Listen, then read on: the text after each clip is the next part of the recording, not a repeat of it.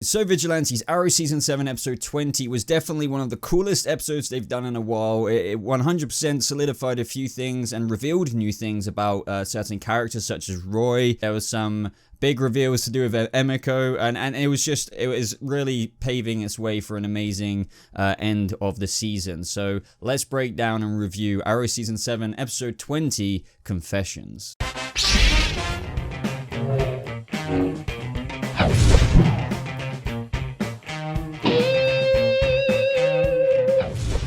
What is up, Vigilantes? Welcome to a brand new Arrow Season 7 review. Now, this is for episode 20, Confessions, and this episode was really wicked. I mean, I missed my trailer breakdown for this episode last week because I was mega busy with stuff, but I forgot to mention or talk with you guys about Roy returning, and that was, a big thing in this episode, and it obviously really ties in both ends of the strings in terms of what we learned from the flashbacks way towards the beginning of this season when we first saw Roy, but as Old Man Roy. But there was other things in this episode which, was a really nice, I guess you would say, turn of events. Just a way they decided to format this episode with, figuring out who really killed the security guards, different twists. It was like, is it Renee? Was it really Oliver? Was it Diggle? Was it, not that we all obviously thought it was every character, but they at least tried to pave it off that way, and it did get me thinking a couple of times before maybe it was a little bit too obvious. But anyway, guys, before I talk way more about this episode, subscribe to this channel for more Arrow videos and other videos on comic book nerdy things, so you never miss out on one. And obviously like this video if you do go on to enjoy it, as I desperately need likes. So the episode opened up quite inconspicuous with, Oliver just being questioned by Dinah and the other freaking security guard police officer. I think he was present in that training day episode as well. Oliver was bloodied up. Each of the freaking Team Arrow members were bloodied up, and they were asking him about what went down because he had to explain himself due to 2 guards were dead, and it's really a big mess because it was such a hot deal because they were beaten to death very badly. So Team Arrow went to go stop a terrorist attack from the Ninth Circle, who obviously tried to release that biological agent into the city. So they revealed that the new Green Arrow to the SCPD was Emiko Queen, Emiko, or whatever her second name was. So now that is kind of public information. Obviously Dinah knew this already, but that other SCPD guy didn't. So we got that scene in the Arrow Cave where they were discussing, oh, Dante is dead, he was found with a couple of arrows in him or whatever, and they kind of realized that that was probably Emiko after Oliver told her about her mother being murdered by Dante. And as predicted, that's not going to do anything to Emiko.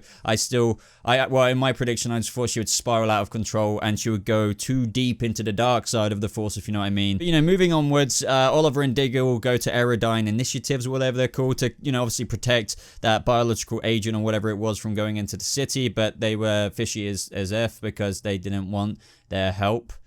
So that made them think that they were under the fifth circles, the ninth circles. Why am I saying fifth circles?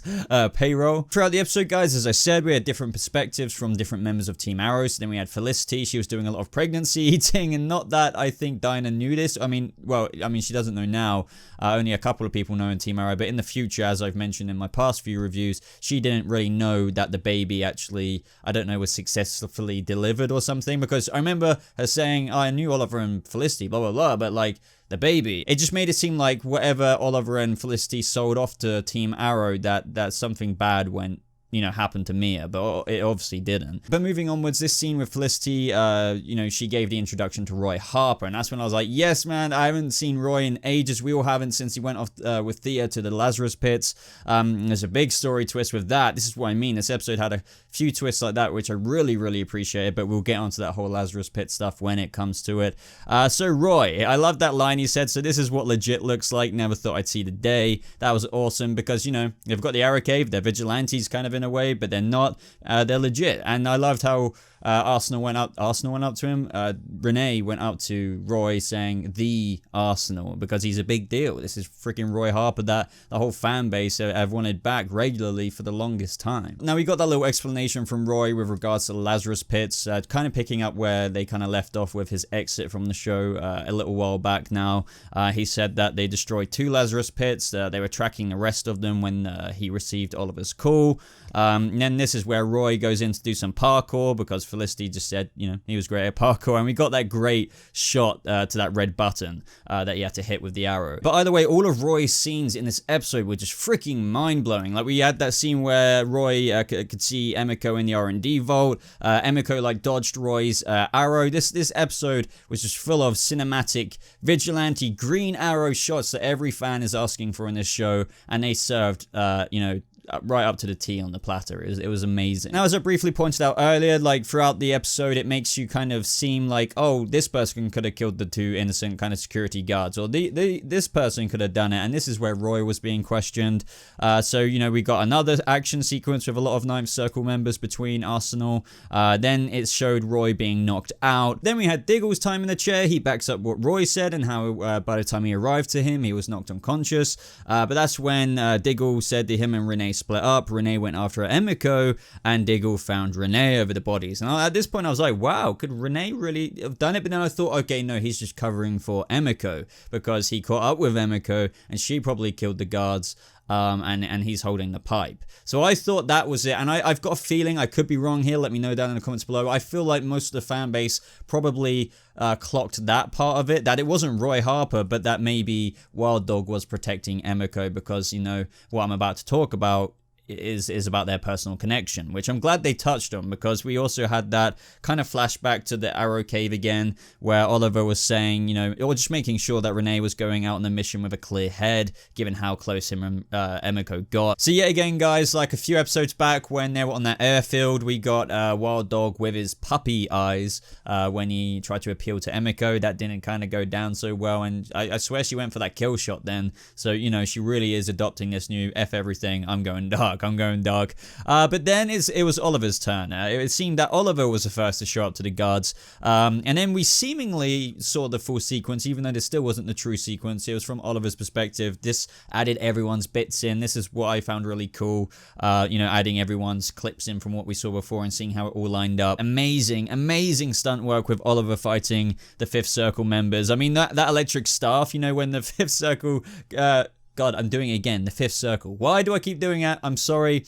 Don't call me out on it. It's just my freaking brain. The Ninth Circle, when they had those staffs, man, they just reminded me of General Grievous's guards. Do you remember in episode 3, Revenge of the Sith, how they had the electric little bzzz at each end? That was just hilarious because Oliver then, hijacked him and was whipping them with their own electronic freaking staffs. It was great. This is what I mean by the writing of the episode. I feel like, as I said, most people probably would have clocked the Emiko killing them and maybe Wild Dog, protecting her. And when Oliver added even more salt into the wound by framing, little did we know she was being framed at this point, but she said, oh, it was my sister who killed the guards. He got there first and he saw the killer there, and it was Emiko. But this wasn't true. Was such a great turn of events in the episode, because this is where we got back to the Arrow Cave. Darnie was just like, yeah, Pollard brought it, that you're all very good liars. So who killed them? And this, guys, is where we saw the full version of events from each perspective of every character in Team Arrow. One new thing was that Dinah was with them the whole time, which made me laugh because, obviously she's questioning them in the SCPD, and there she was right on the mission along with them.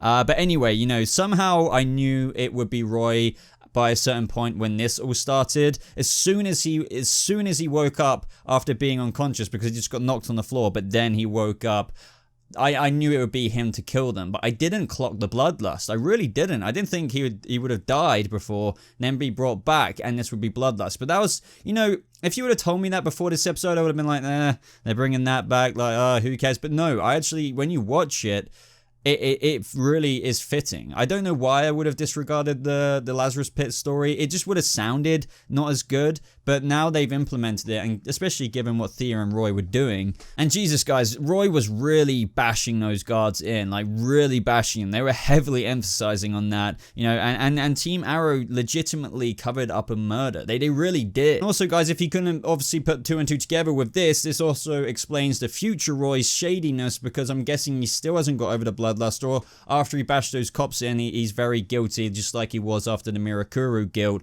with those SCPD officers, even though he didn't kill them, but he really injured them or something. That was years ago now, so I may not be remembering that fully correctly. But you know, that music as it was zooming into Roy's face with Oliver like saying we need to protect him, that was such a good scene in the episode as well. That was masterful because he was just looking at them like, what have I done? I didn't mean to. All these emotions, and you see Team Arrow, just literally like said, okay, we're gonna cover up a murder. Screw it, we're doing kind of stuff that we believe against. But it does make sense because Dinah was right in saying that two innocent people are dead and they're covering it up, but so is Oliver in saying how, you know, if one member of the team goes down, the whole team goes down, with regards to operating as a team deputized, you know, in Star City, and that makes sense. So even though they're doing something pretty messed up, it's more important to keep the team deputized so they can go after the bigger threat that is Emiko Queen, because they know if they, you know, told the truth, did the right thing, kinda through you know, getting Roy to confess and everything like that to the police, the SCPD isn't good enough or well equipped enough to take down Emiko Queen. So that's why the freaking, you know, they had to do this. This is just why they had to completely cover it up. But this is where, guys, we got Oliver asking Roy what the heck happened, and he already knew, though. He already knew what was going on. He just wanted to hear Roy explain the events in detail, and that was that he asked him how he died. He knew because he recognized the bloodlust, and we got from Roy saying how when Thea, Nissa, and Roy left, they were surrounded by the Thanatos Guild, and if you guys remember them, they were like that kind of split off group of assassins from the League of Assassins, and I think they were probably trying to obviously defend the pits. They didn't want them being destroyed, so when they were surrounded, Roy got an arrow, he died, I guess, and then they brought Roy back. But yeah, bloodlust. And then of course everyone, you know, at that final moment in the episode, you know, Felicity was just saying to Dinah, oh, by the way, thanks for wiping the security cam footage, and she was like, but I thought you did it, and it was a bit like, huh? I was like, how could you drop that? How could you drop that information there and there? But that got revealed by the next scene between Oliver and Emiko, where they found her. I thought, come on, isn't this a bit too easy? But they went after her. It was really great. By the way, we got a couple shots in this episode of Team Arrow together, minus Laurel Lance, of course, but it was great seeing that kind of like triangle, arrowhead formation when they're walking in, and Roy Harper is there as well. That's just brilliant. But anyway, Emiko reveals to Oliver that she knew about the gambit. She could have prevented it. So this kind of explains that question that people were wondering about. Did she plant the bombs? But no, she just was aware that the bombs were there, and she could have completely prevented it. And I know some people are not considering Emiko as the overarching villain, but I think she is. 100%. Like, not every overarching villain starts off like as the big bad right at the beginning of the season. Even midpoint through, they may seem like they're good, they may seem like they're redeemable or on the right or on the good guy's side, but that's what made, I feel like, this season's villain so great.